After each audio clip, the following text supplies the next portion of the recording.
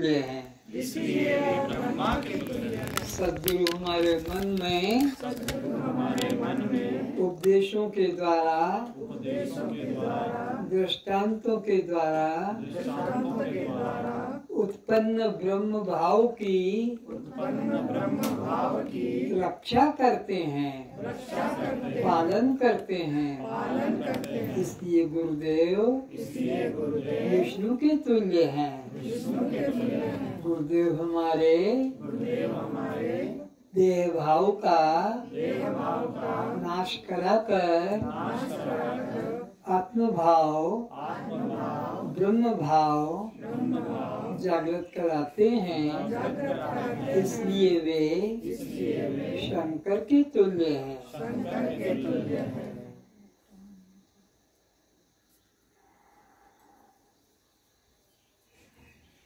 असतो मा सद्गमय तमसो मा ज्योतिर्गमय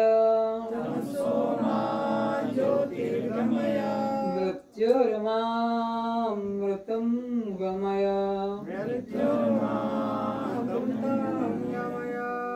हे गुरु परमात्मनः, आप हमें परमात्मा के नाम पर जो इस संसार में नाना मिथ्या मार्ग चल रहे हैं, परमात्मा के नाम पर नाना अंधविश्वास फैले हुए हैं, नाना संप्रदायों की जेल में फंसे हैं, उनसे मुक्ति दिलाकर परमात्मा के धर्म के सत्य मार्ग पर लाने की कृपा करें। आप हमें अज्ञान अंधकार से निकालकर परमात्मा के दिव्य प्रकाश में लाने की कृपा करें। आप हमें जन्म मृत्यु के चक्र से छुड़ाकर अखंड आत्मा का मुक्त आत्मा का अमृत आत्मा का अनुभव कराने की कृपा करें। कस्त्वं कस्त्वं आप जड़ हैं, जड़ हैं, दृश्य हैं, दृश्य हैं, अनात्मा है, अनात्मा है, शव है, शव है, पर प्रकाश है, पर प्रकाश है, तो बद्ध है, बद्ध है, जीव है, शिव है, जीव है। तो ये जन्म मरण किसको होता है? ये भूख प्यास किसको लगती है? ये सुख दुख किसको होता है? मन को। और यह बंध मोक्ष किसको? जीव को। कस्त्वं जब मैं चलती हूँ, जब मैं देखती हूँ, जब मैं बोलती हूँ, जब मैं सुनती हूँ, जब मैं काम करती हूँ, शक्ति देते हैं। जब मैं खाती हूँ, जब मैं पीती हूँ, जब मैं सोती हूँ, जब मैं उठती हूँ, परमात्मा की शक्ति के बिना यह हमारा मुर्दा शरीर यह हमारा जड़ शरीर, यह हमारा शव शरीर किसी प्रकार का भी कोई काम नहीं कर पाता है। इस शरीर के द्वारा होने वाले समस्त कर्म एक परमात्मा की शक्ति के द्वारा ही होते रहते हैं। उसे परमात्मा के लिए कहीं बाहर तीर्थों में जाने की, मंदिरों में जाने की, साधन करने की आवश्यकता नहीं है। परमात्मा हमारे पास जन्म से साथ है, मृत्यु तक साथ रहता है। इसलिए उस परमात्मा को चैतन्य रूप से, दृष्टा रूप से अपने शरीर में जानना ही सबसे बड़ी साधना है। उस परमात्मा को इस देह मंदिर में जानना ही सबसे बड़ी भक्ति है। उस परमात्मा को अपने से बाहर कहीं जानना, अपने से बाहर कहीं सोचना, यह सबसे बड़ा पाप है। अस्तु इस महापाप से बचें और परमात्मा की सच्ची भक्ति इसी देह में चेतन रूप स्वीकार करें। कस्त्वम सभी अपने मंगल नेत्रों को खोलें।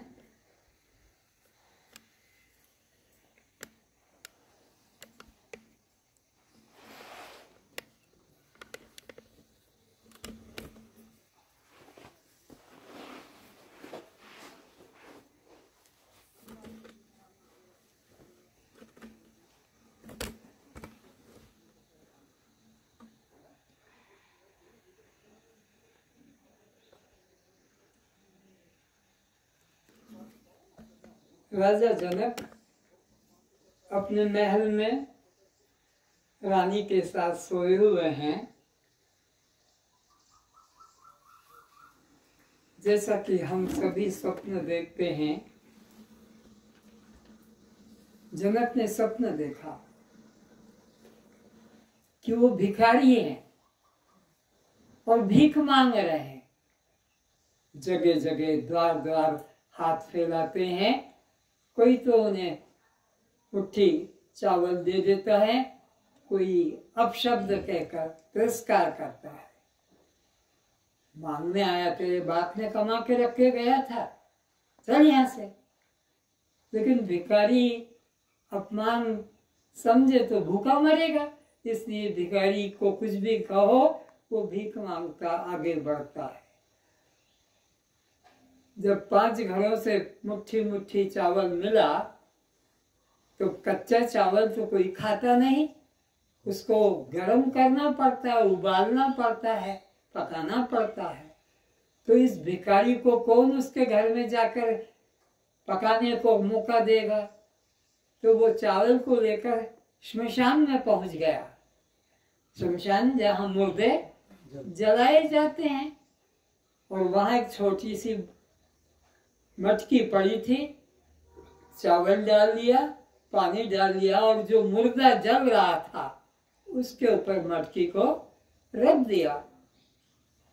5 मिनट के अंदर तो देखिए अग्नि तो बहुत जो बड़ी है तो पक गया, और वो भोजन को खाने के लिए एक कदली पत्र तोड़कर और उस पर भोजन भात रखा, और जैसे खाने के लिए हाथ बढ़ाया तो 2 सांड लड़ते लड़ते आए और उस थाली को और उसके घुटने को कुचलते हुए निकल गए। वो चीख पड़ा।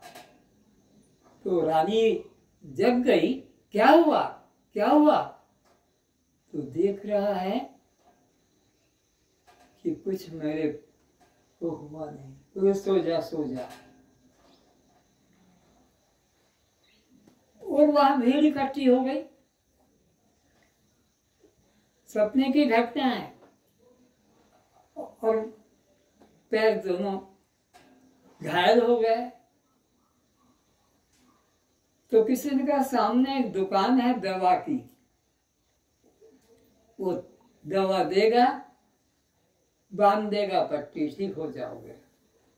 गया कि मेरे को वो दवा दे दो। बोले 3 पैसे की दवा है, वो दुकान से लिया, फिर मैं पट्टी बांध दूंगा। अब 3 पैसा कहाँ से लाए? कौन? राजा जनक। और सपना देख रहा है भिखारी का। अब 3 पैसा रोता है, हाय आज मेरे पास 3 पैसा होता तो मेरे को आज ये दवा खुद लाकर देता। ऐसे अपनी अवस्था अनुभव कर रहा है। भीड़ सब इकट्ठी हो गई थी। रानी ने उसको झकोरा कि क्यों तुम कांप रहे हो, क्या हो गया? तो रानी से कहा कोई सपना आ रहा था। रानी तो सो गई, राजा को नींद नहीं आई और सुबह घोषणा कर दी कि जनक का कोई प्रश्न है, उसका उत्तर दे देगा, उसमें राज्य दे दूंगा। बड़े बड़े विद्वान, बड़े बड़े पंडित आए और प्रश्न के लिए खड़े होते। तो जनक कहता सामने खड़े हो जाओ पंडितों से, और ना गर्दन हिलाता ना हाथ करता, और सीधा कहता यह सत्य है कि वह सत्य है। बस इतना सा प्रश्न, यह सत्य है कि वह सत्य है। बड़े बड़े पंडित, बड़े बड़े विद्वान अपनी बुद्धि लगाकर उत्तर देते, पर जनक को संतोष नहीं हुआ। हजारों पंडित आ गए और बोले जब तक उत्तर नहीं आया, नहीं मिलेगा कोई बाहर, मेरे राज्य से नहीं जाएगा, मेरे महल से। बहुत पंडित इकट्ठे हो गए। अब उत्तर के लिए प्रतीक्षा कर रहा कि कौन उत्तर देगा।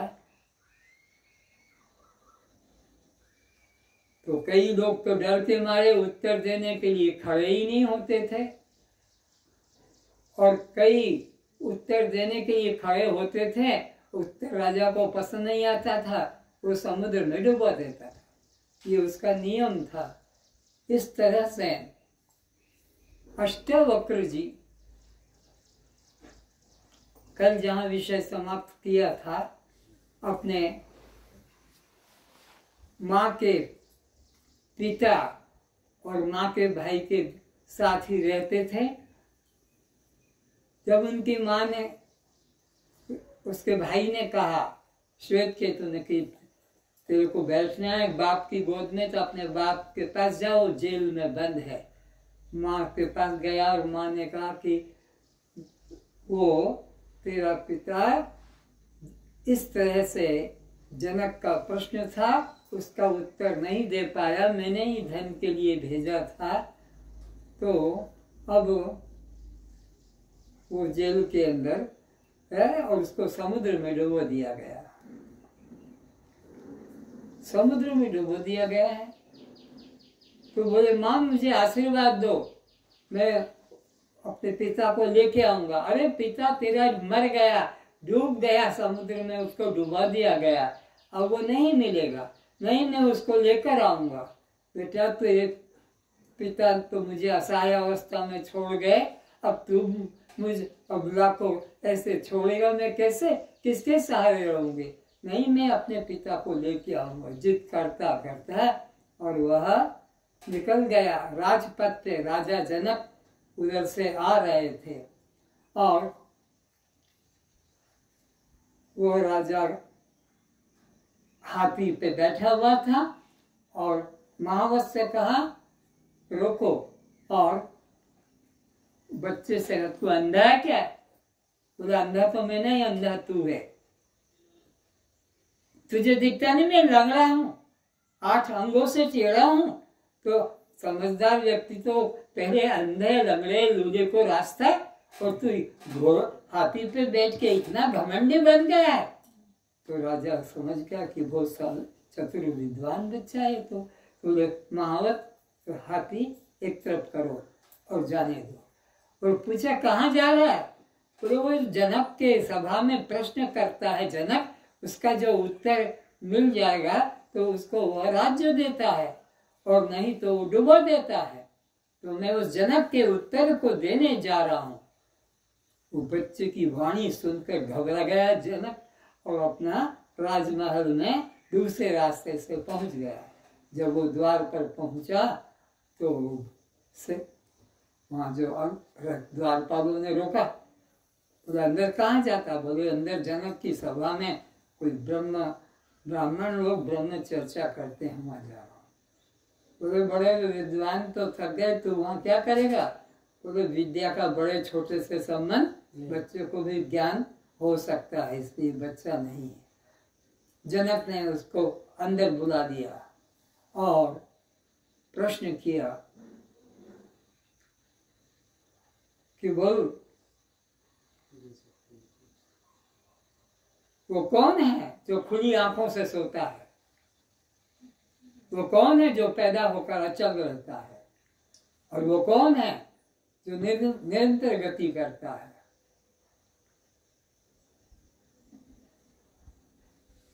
और वो कौन है जो बार बार 84 लाख में भटकता है? तो उस बच्चे ने कहा ये बच्चों वाले प्रश्न मुझसे करता है, शर्म नहीं आती? मैं तो समझा तो कोई बहुत बड़ा विद्वान ब्राह्मण होगा तो उच्च कोटि का प्रश्न करेगा, क्योंकि उत्तर दो तो मालूम पड़ेगा कौन ऊंचा है नीचा है। तो सुन, वो मछली है जो खुले आंखों से सोती है, वो अंडा है जो पैदा होकर अचल रहता है, हिलता डुलता। वो नदी ये निरंतर गति करती है, कभी रुकती। और वो जीव है बिना ज्ञान के 84 में, जब तक ज्ञान प्राप्त नहीं करता जीव, कितने भी योग यज्ञ जप तप पूजा पाठ व्रत उपवास नेम धर्म ध्यान समाधि सब कर डालता है, लेकिन जब तक आत्मज्ञान मैं कौन हूँ, आत्मा कौन है, ये बोध जब तक नहीं जगता है तब तक कल्याण नहीं होता है। तब उसने उस प्रश्न के उत्तर में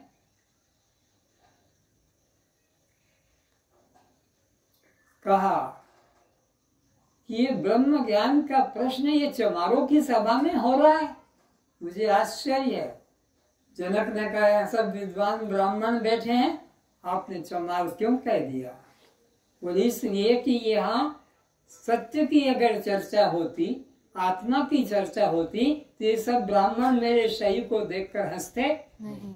शरीर में लंगड़ा लूला टेढ़ा मेरा है, तो ये ब्रह्म दृष्टि वाले नहीं, ये चर्म दृष्टि वाले चमार है। अगर ये ब्रह्म को जानते तो ये ब्रह्म कहाँ से टेढ़ा, कहाँ से अंधा लंगड़ा लूला? ब्रह्म तो कहीं निर्गुण निराकार है, वह तो तुम्हारे हमारी तरह इंद्रियों के विषयों का नहीं है। बात तो ठीक है। तो तुम्हारा प्रश्न जो है उसका उत्तर मैं दूंगा, प्रश्न करो। तो कहा पहले इन ब्राह्मणों को जो तुमने बंदी बना रखा था अपनी सभा में, इनको पहले मुक्त करो। अष्टावक्र ने ब्राह्मण जो 1000 वहां बैठे थे उनको पहले उस जेल से मुक्ति दिलाई और कहा अब तेरा प्रश्न कर। तो प्रश्न करता है जनक उस बच्चे से, बोले यह सत्य है कि वह सत्य है? न गर्दन हिलाता है, न हाथ करता है, न ऊंचा, बस ये प्रश्न। तो उत्तर दे रहा है वो बालक, न यह सत्य है न वह सत्य है।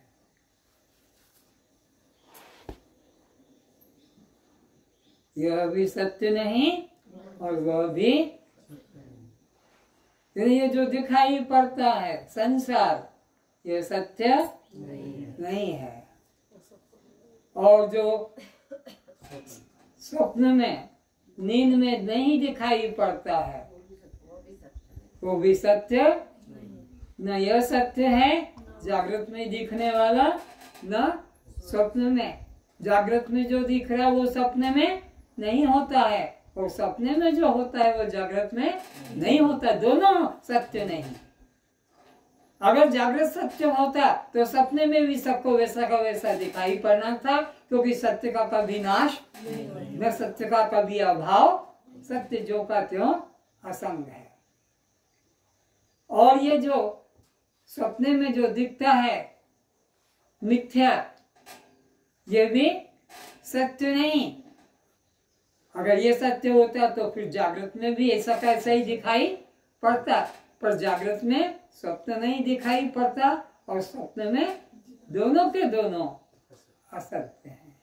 तो फिर कौन सत्य है? इस जागृत को जो जान रहा है और इस स्वप्न को भी जो जान रहा है, वो जानने वाला तू सत्य है। तत्त्वमसि, वह तो सत्य है। घोषणा कर दी, राजा शरणागत हो गया और उसको राज्य दे दिया। तो ये कल के विषय की यहाँ पर पूर्णा होती है कि न जगत सत्य है और न यह आपका देह सत्य है। सत्य का कभी नाश, सत्य सदा एक जैसा ही रहता है।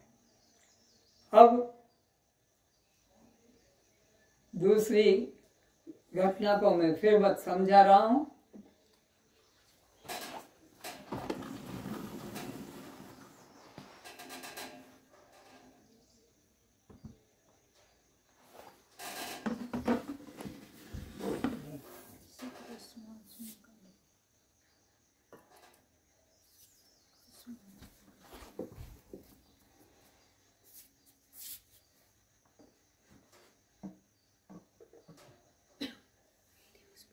जैसे नारियल का तेल 5 कोशों के बाद में मिलता है, इसी तरह आत्मा का अनुभव 5 कोशों के बाद में होता है। 5 कोशों से आत्मा रहित है।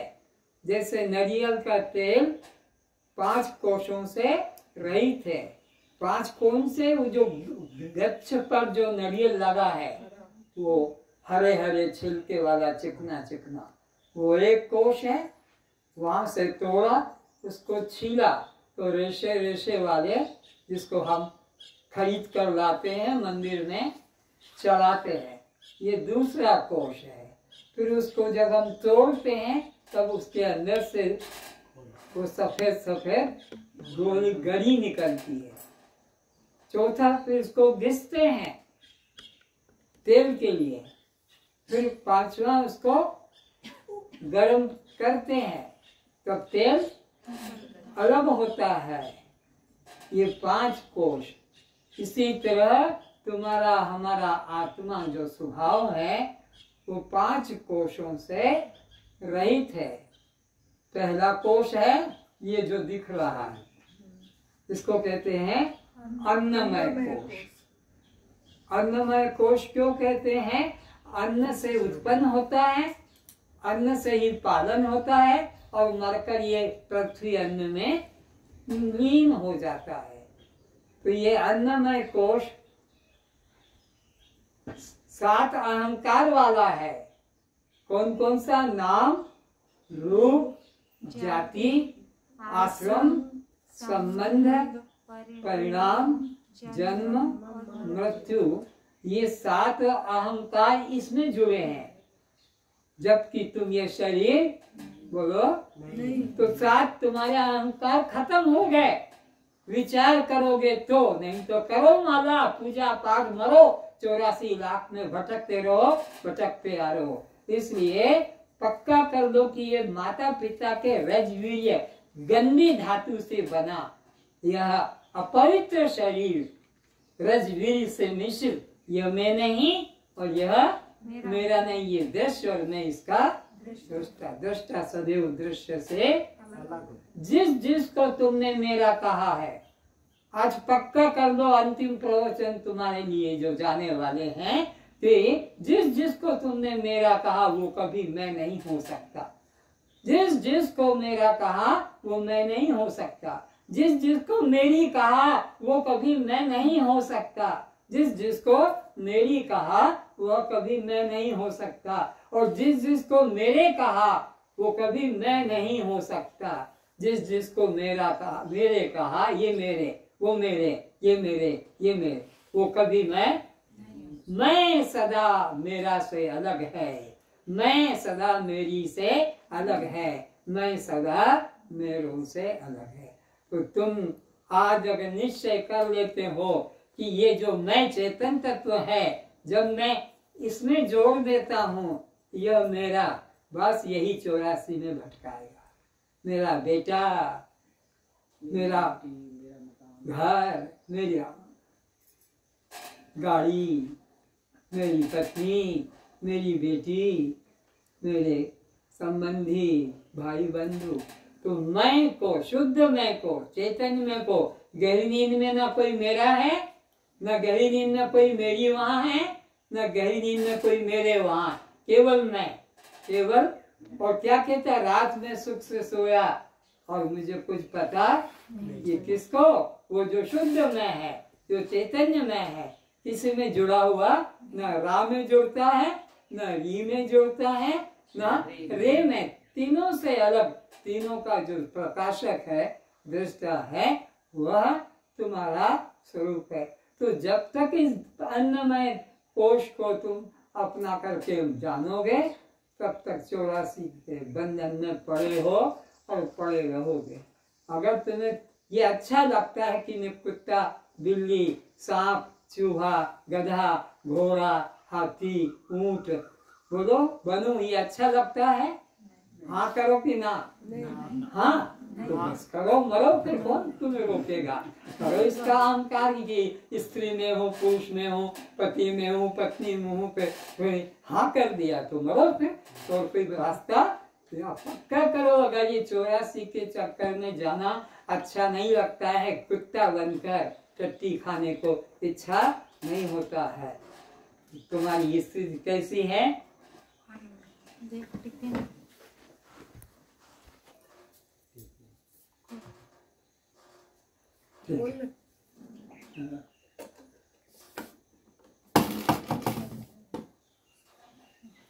तुम्हारी असलियत बता रहा हूँ। बोलो क्या खाया था? बोलो तरबूज। क्या खाया था? खरबूजा। क्या मिला था? लड्डू। अच्छा, क्या खाया था? ये खरबूजा। बोलो। वो खरबूजा। अब ये खाया है जो, ये आकाश में उड़ जाएगा कि नीचे चला जाएगा? अब बोलो नीचे गिरेगा। क्या बढ़िया चीज है, क्या टेस्टी है। सोचो कलर क्या स्वादिष्ट निकला है। ये पक्का करो। और बाहर छूना मत, मेरे को छूना मत। इसको छू लिया, इतना मांझ रहे हो, इतना घिस रहे हो, इतना धो रहे हो, लेकिन तुम्हारा सब के नीचे का जो डब्बा है उसमें क्या बन रहा है?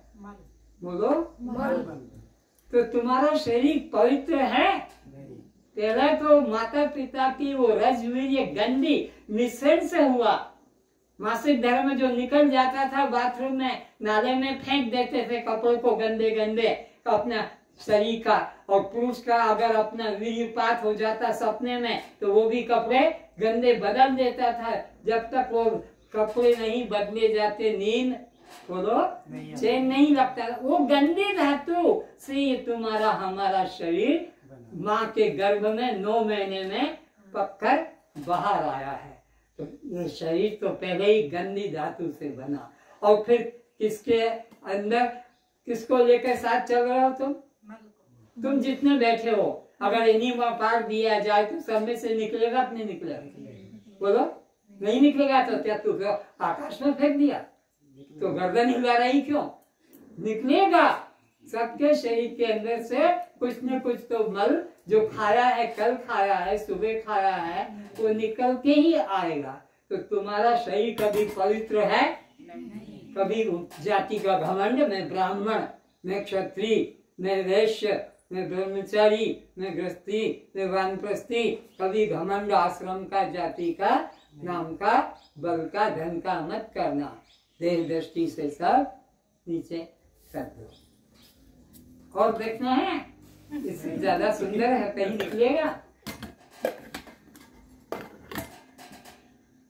आहिस्ता।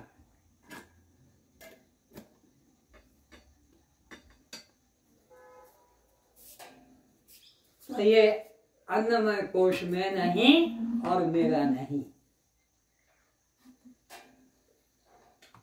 अब इसमें जो कोश है दूसरा, इसको कहते हैं प्राणमय कोश। 5 प्राण 5 कर्मेंद्रिय इसके अंदर है, इसको कहते हैं प्राणमय कोश।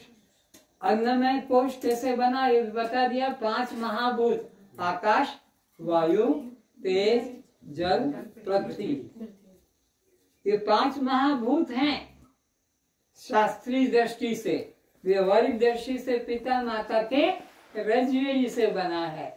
शास्त्रीय दृष्टि से क्षिति जल पावक गगन समीरा पंच रचित अति अधम। अति अधम क्यों कहा कि सबसे नीचे वही डब्बा है।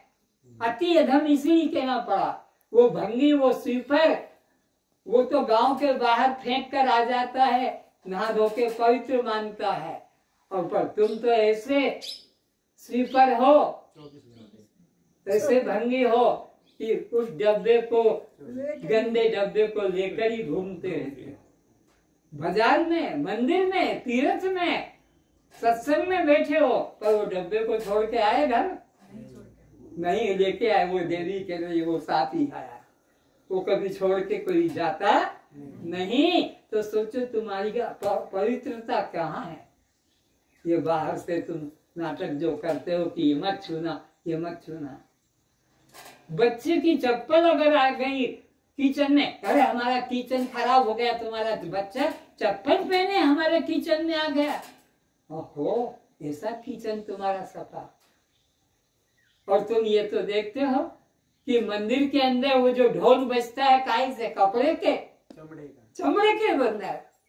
जो तबला पेटी बजता है, जिससे थरक थरक नाचती है डांसर मंदिर के भजन में, वो काय से बनते हैं? ढोलक, तबला, हारमोनियम का जो बजती है वो किससे बनता है? मुलायम चमड़े से।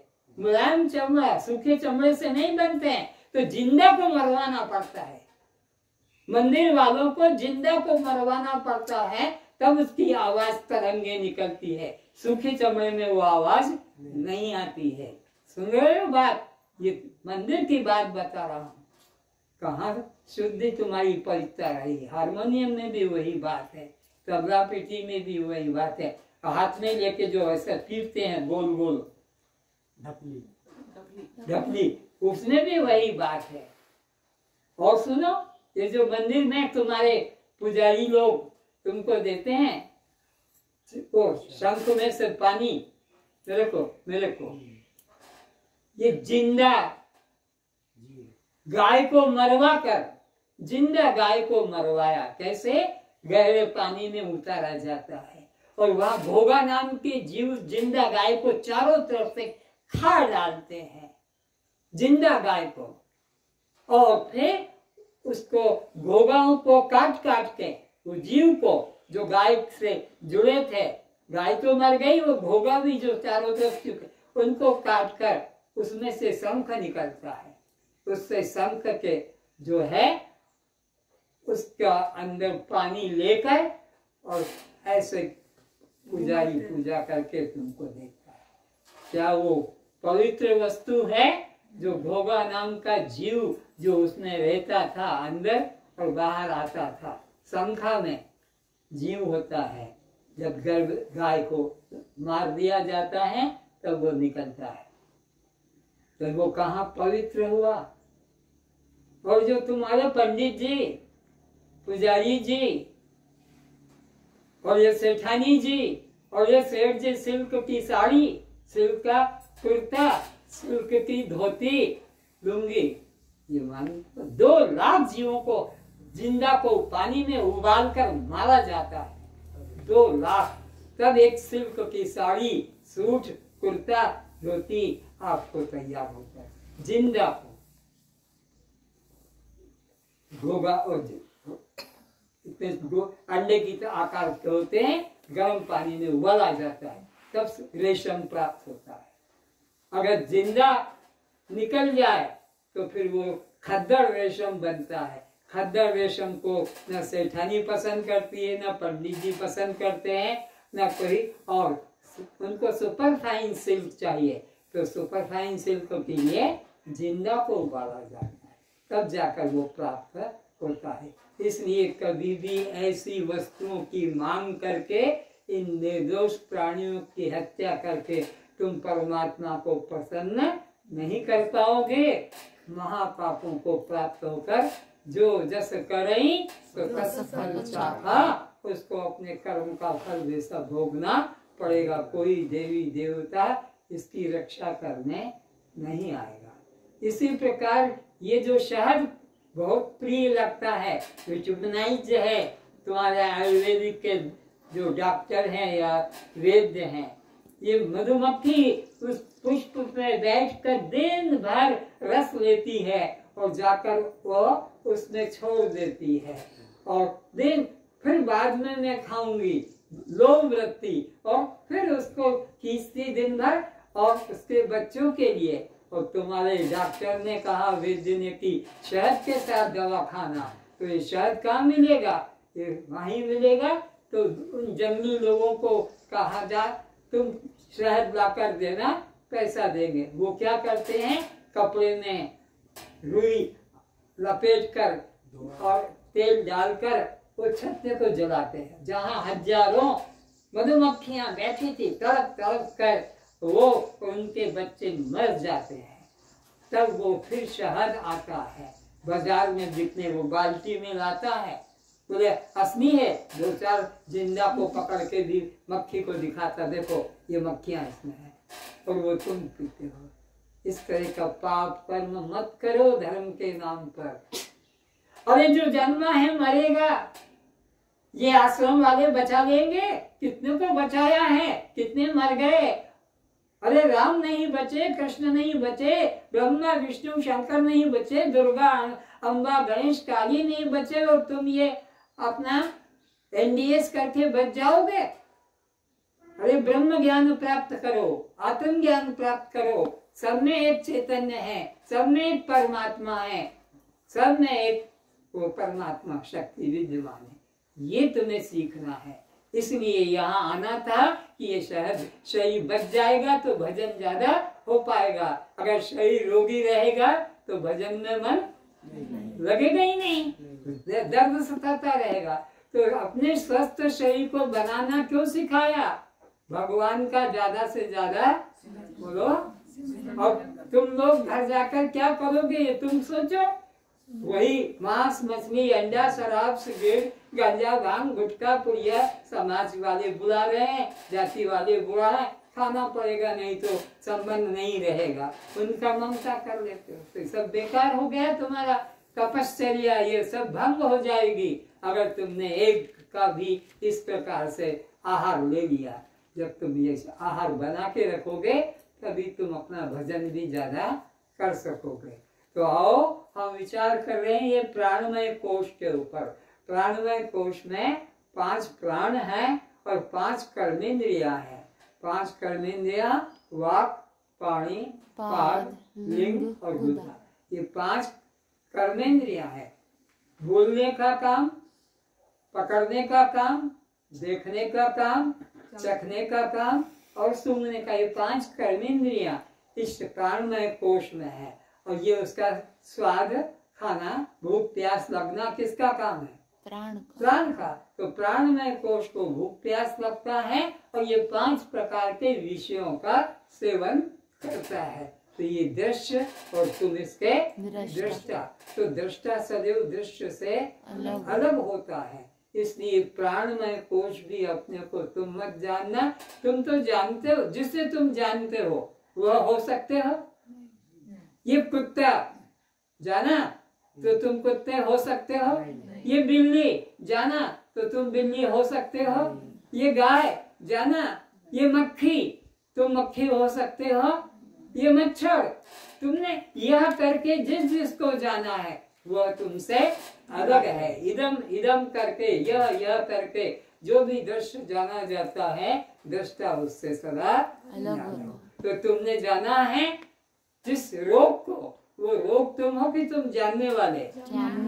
और रोग चला गया तो तुम चले गए कि जानने वाले? बस ऐसा रोग आया तो रोग को जानने वाले, और रोग है तो रोग को जानने वाले, और रोग चला गया तो तुम नहीं चले गए, तुम तो वहाँ के, तुमने तीनों अवस्थाओं को देखा। इसलिए अपने को इस प्राणमय कोश से अलग जानो। अब इसके बाद में आता है ये मनोमय कोश।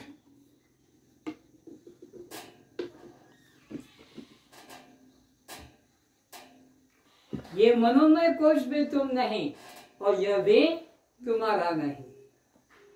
ये सूक्ष्म शरीर का है, ये भी सूक्ष्म शरीर है, ये स्थूल शरीर, और ये सूक्ष्म शरीर, ये भी सूक्ष्म शरीर का।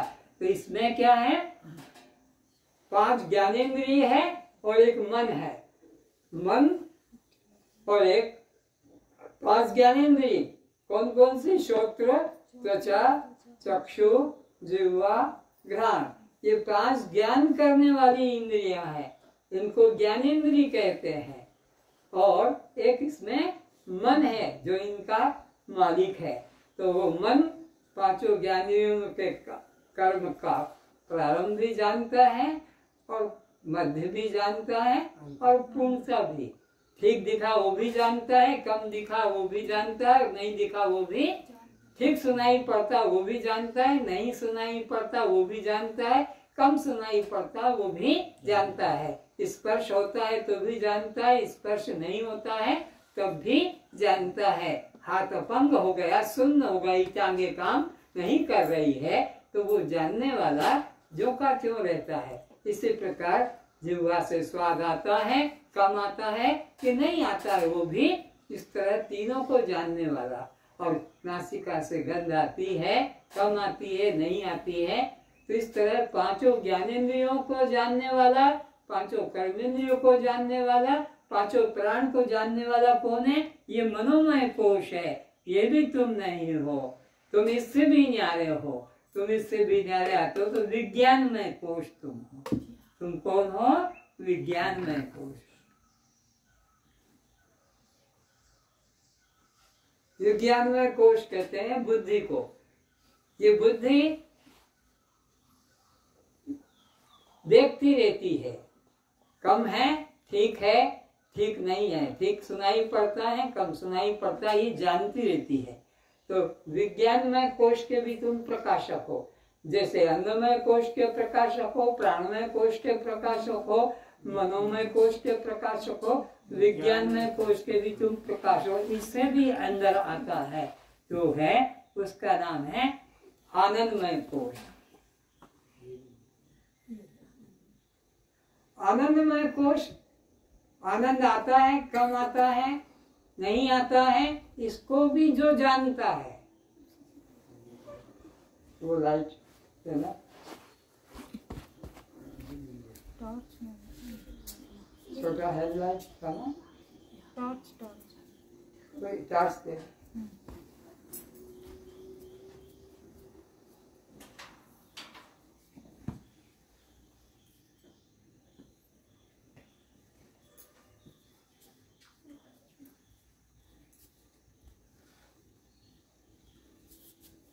आनंद कम है, आनंद ठीक है कि आनंद नहीं है, इसको भी जो जानता है। आनंद आता है, आनंद कम आता है, आनंद नहीं आता है, इसको जो जानता है वह तुम आनंद घन आत्मा है। तुम्हारा और कोई प्रकाशक, तुम इन 5 कोशों के प्रकाशक हो। अन्नमय, प्राणमय, मनोमय,